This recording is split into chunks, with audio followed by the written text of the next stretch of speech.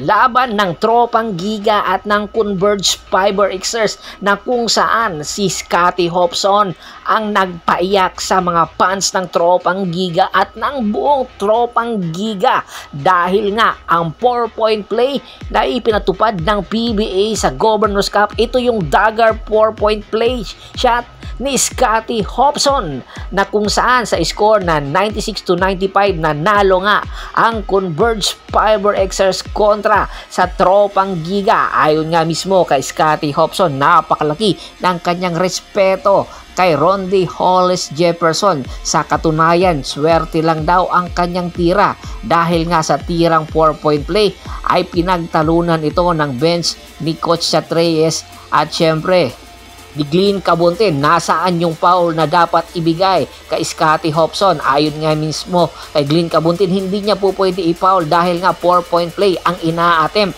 Sa katunayan, meron pa ball screen ang ginawa.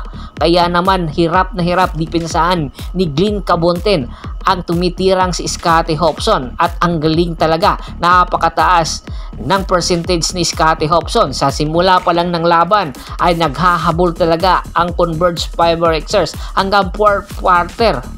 Kaya hindi katakataka na kayang-kaya nang patumbahin ng mga Converge Fiber Xers ang mga higanting kupunan sa PBA.